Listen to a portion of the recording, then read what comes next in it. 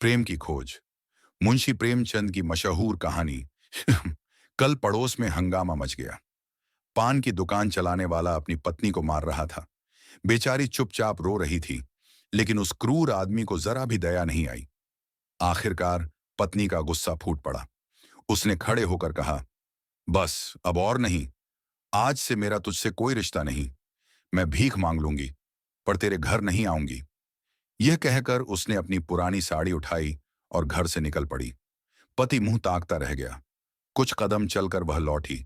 दुकान की तिजोरी से कुछ पैसे निकाले।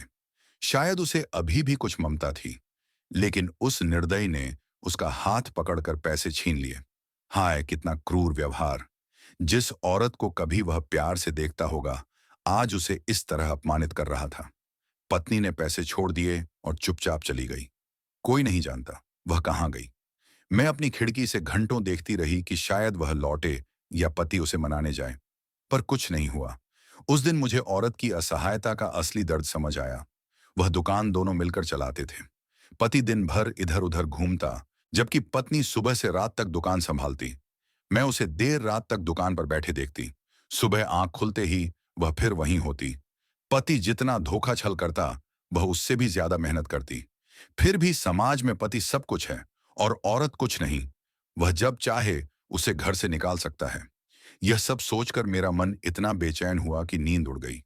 रात के 12 बज गए और मैं जागती रही। बाहर चांदनी बिखरी थी। चांद अपने सिंहासन पर गर्व से चमक रहा था।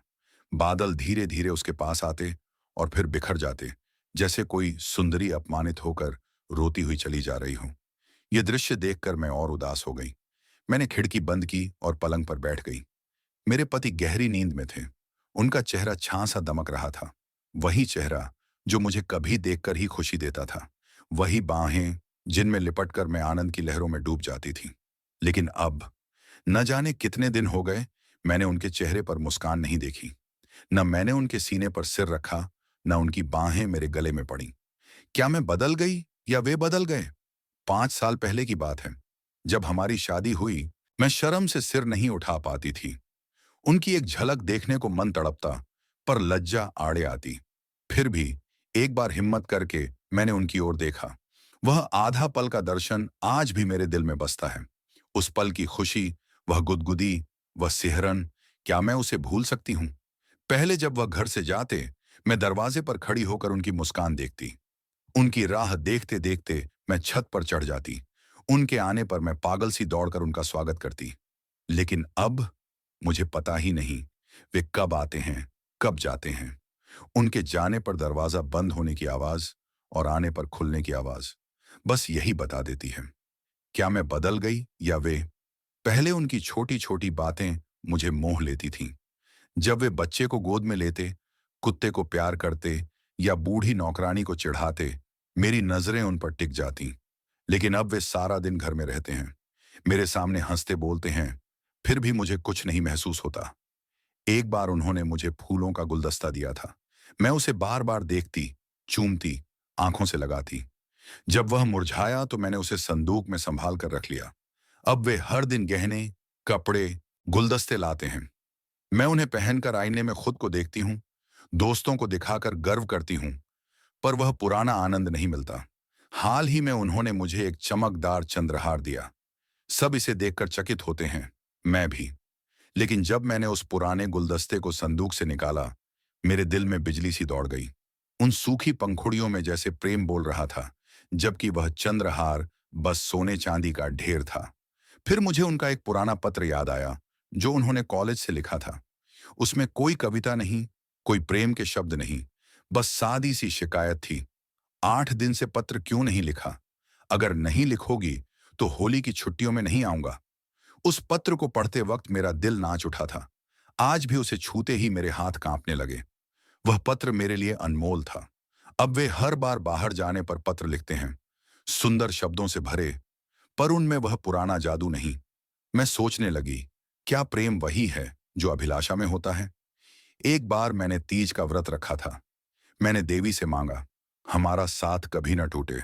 देवी ने सब कुछ दे दिया, धन, सुख, ऐशो आराम।